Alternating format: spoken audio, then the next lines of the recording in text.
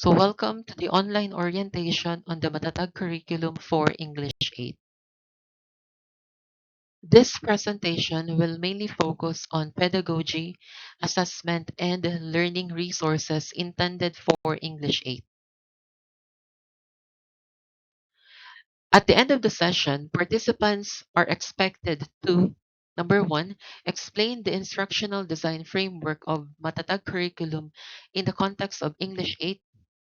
Appreciate the value of applying pedagogy and assessment in attaining targeted competency. Explain the design of the lesson plan for the Matatag English 8 curriculum. And lastly, appreciate the value of designing teaching and learning resources that is aligned with the K to 10 IDF and the prescribed pedagogy. The following are the various PPST domains and indicators that we hope to develop in this session. So the first one is the content knowledge and pedagogy. Under this are the research-based knowledge and principles of teaching and learning, and the strategies for developing critical and creative thinking, as well as other higher order thinking skills. We also have here the learning environment, focusing on management of classroom structure and activities, support for learner participation, and promotion of purposive learning. Another PPST domain is the curriculum and planning, which focuses on planning and management of teaching and learning process and the learning outcomes aligned with learning competencies. We also have here the domains for school head, focusing on the teaching standards and pedagogies and support for instructional leadership. This session is practically divided into three major parts. These are the pedagogy and assessment, curriculum learning resources, and the walkthrough of the Matatag teaching and learning resources. So for the first part, we will be talking about the pedagogy and assessment for Matatag English 8. For the first part, let us have a quick review of what IDF is all about. So an instructional design framework is a structured model that helps us teachers create an effective educational activities and materials. At the same time, it offers an organized approach to managing the instructional design process, helping teachers create, plan, and deliver effective and efficient learning experiences to the learners in line with best practices. The instructional design framework connects the elements of the three frameworks by providing a structured approach to developing multiliteracies, applying literacy skills, and achieving goals in literacy, communicative competence, and cultural identity. It ensures curriculum delivery through well-informed pedagogy, learning resources, and assessments that incorporate local culture for contextualization, thereby supporting the creation and implementation of effective and meaningful educational experiences to the learners. So we have here the shifting big ideas in key stages. So for key stage 1, the focus is on literacy, while on key stage 2, the focus is on language. And for key stage 3, the focus is on text. So in this presentation, since we will be having English 8, so that is under key stage 3, so we will focus on text. So for key stage 3, the focus is on text. The pedagogy for text in the languages curricula is designed to develop learners' critical reading and writing skills. So the approach used is a genre-based approach, which focuses on the study of different text types and the language features that characterize them. At the same time, instruction in this key stage emphasizes the importance of exposing learners to a variety of texts, including authentic texts of different genres, to develop their understanding of text structures and language features.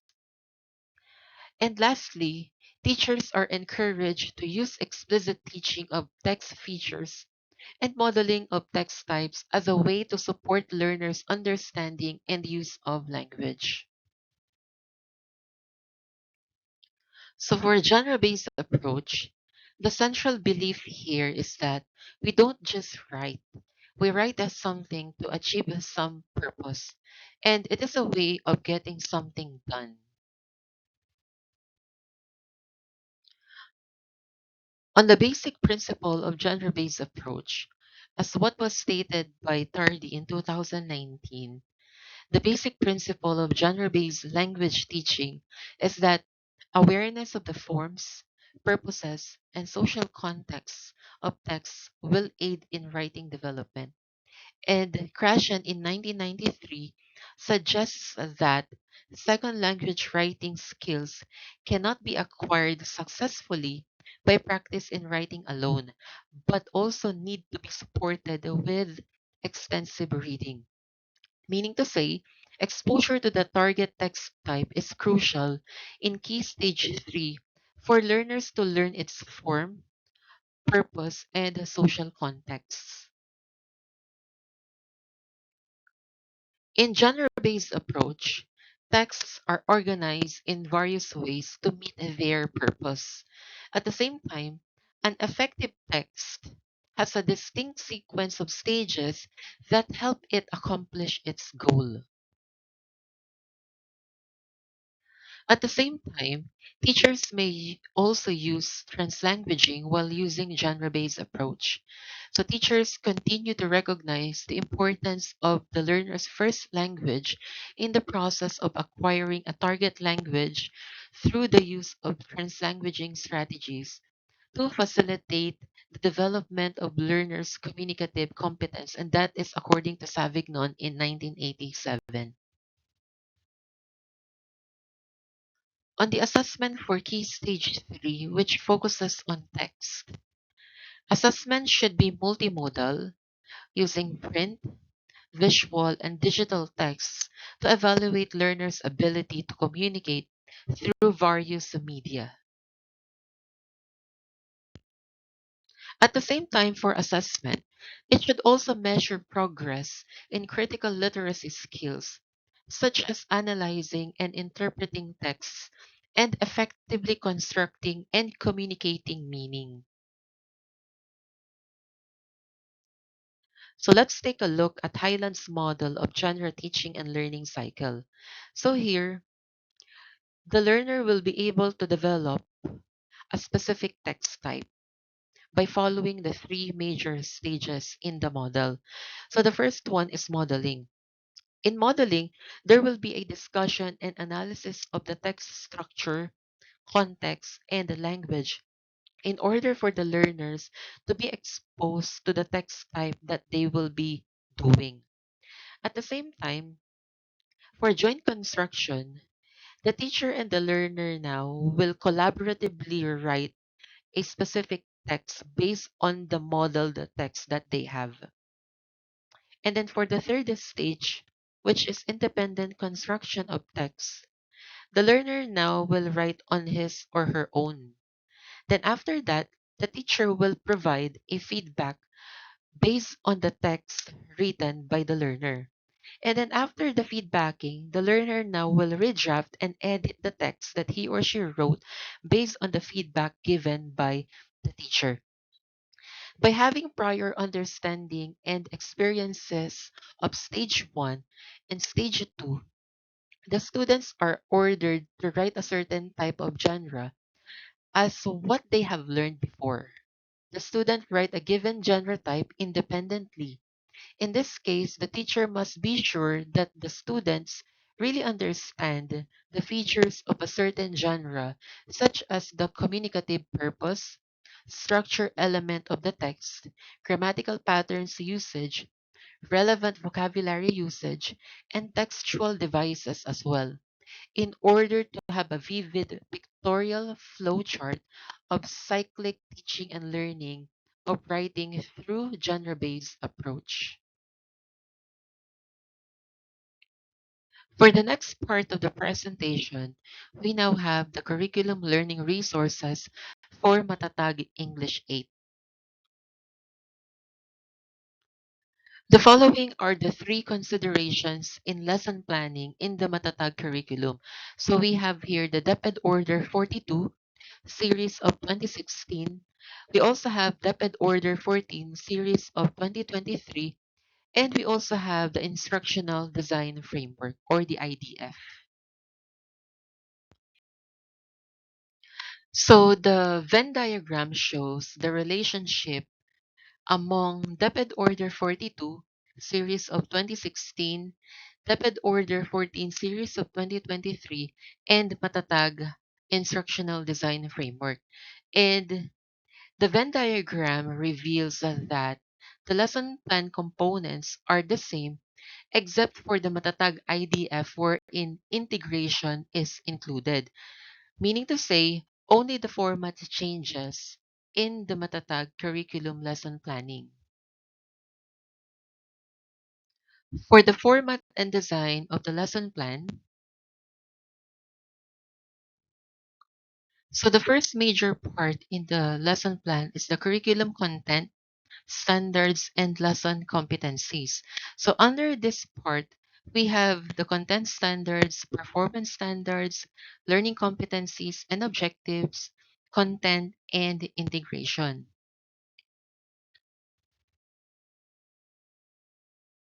So the second major part is the learning resources, wherein you have to include here the materials that you used in developing your lesson plan.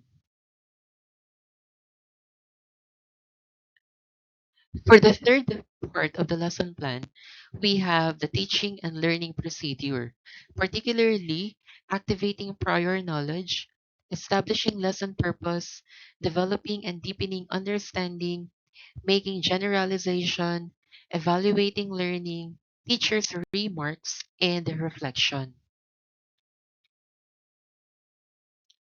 So let's discuss the teaching and learning procedure one by one. So first, for activating prior knowledge, the teachers need to link what learners know with what they needed to know. They may do this by providing a short review so that learners can recall the concepts that they learned before, or teachers may provide a qualitative feedback based on the previous performance that they did. For the second part, which is establishing lesson purpose, it is crucial for teachers to really establish the purpose of the lesson that they will be discussing in order for the learners to see or understand why they need to learn that particular lesson on that day.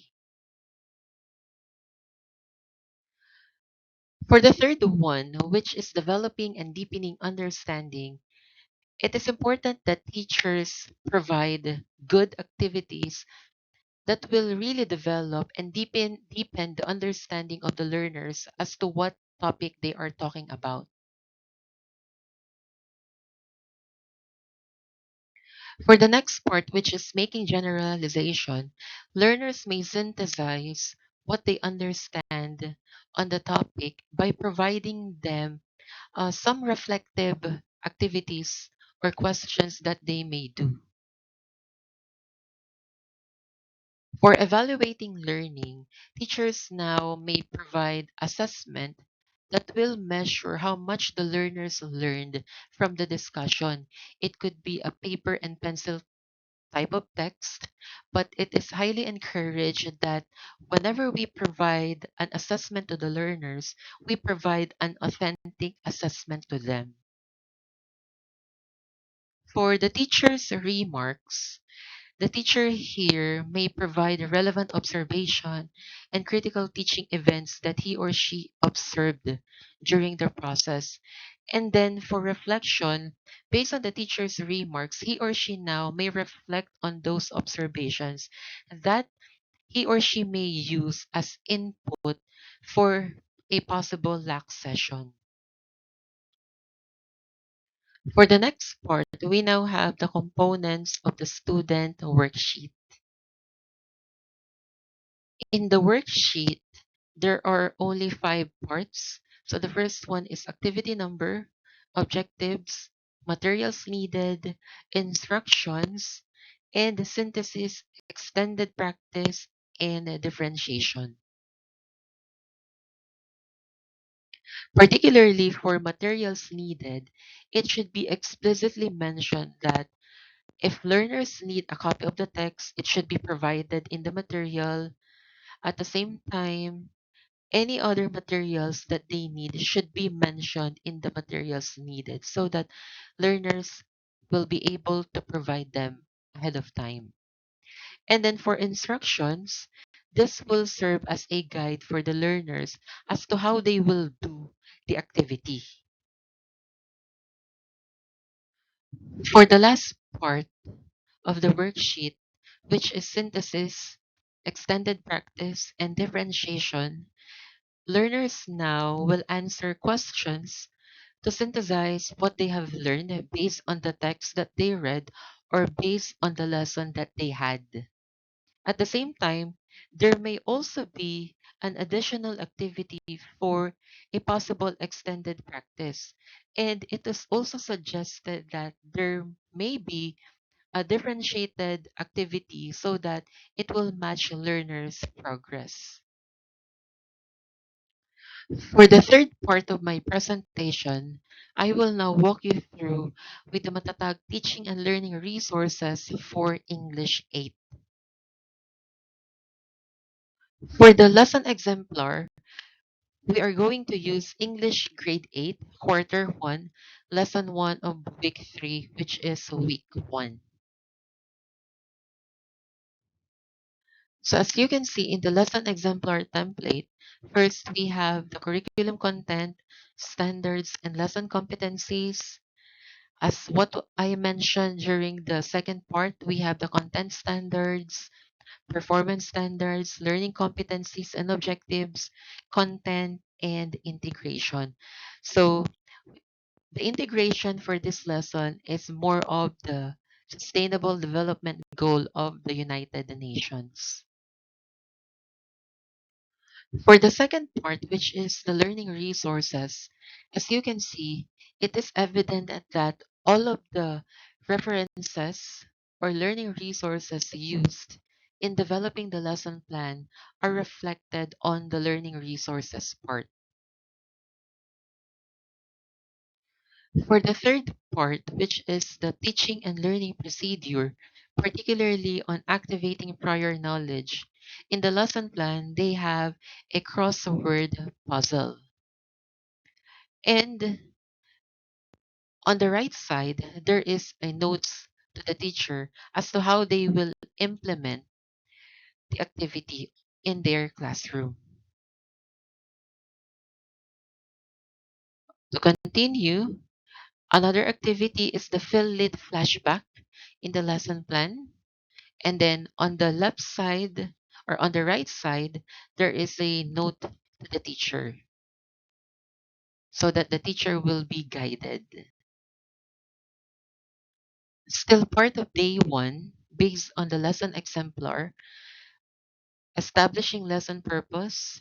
So here, there is a picture that the learners need to analyze following the questions included in the exemplar. At the same time, we also have here the unlocking content vocabulary, which will help learners understand more the lesson.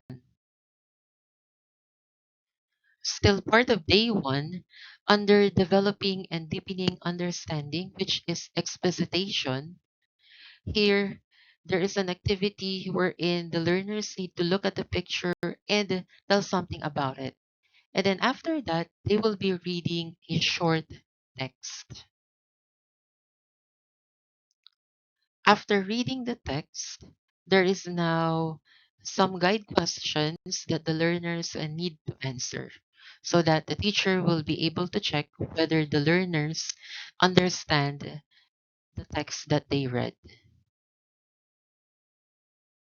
So we are now on the second day of the lesson, but this time another activity will be given to the learners.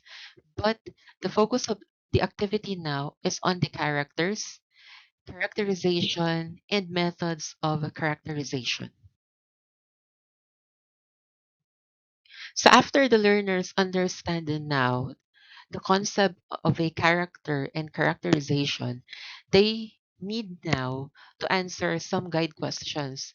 And then after that, based on the text that they read, they will now be filling in a table with the characters in the lion makers. And this one is another activity. And then after that, for the third day of the lesson, there is now another lesson activity. And they need now to read another story. So this is just a continuation of the story that the learners need to read. So as a continuation of the material, after they read the text, they need now to answer or to fill in the table for the activity. For the next part, which is generalizations, on day 4, the learners now will provide their learnings and reflect on their learnings. At the same time, after the generalization, the teacher now will evaluate the learning by providing a formative assessment.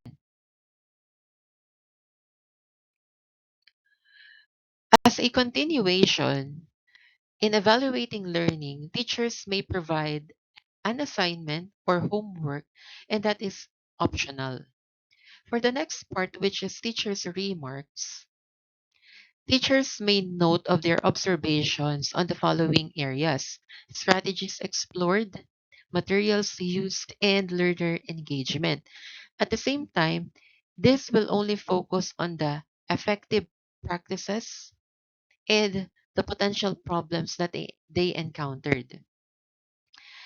And for the next part, which is teacher's reflection, after they noted everything on the teacher's remarks, they will now reflect on them.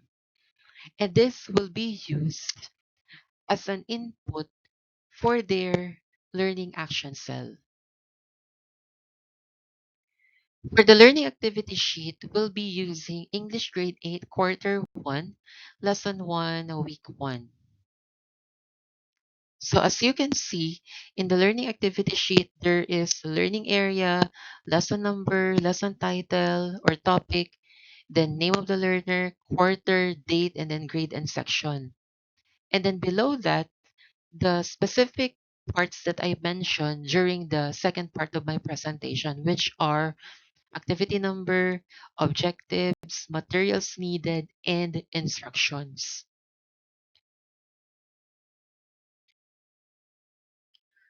Particularly in the instructions, it is explicitly mentioned as to how learners will accomplish the activity. But before the learners accomplish the activity, they still need to read first the text provided or the text given by the teacher in the activity sheet so that they will be able to accomplish the activity well. So after the learners read the text, they will now see again a copy of the table or activity that they need to accomplish. So thank you for listening, and I hope you learned something from the discussion.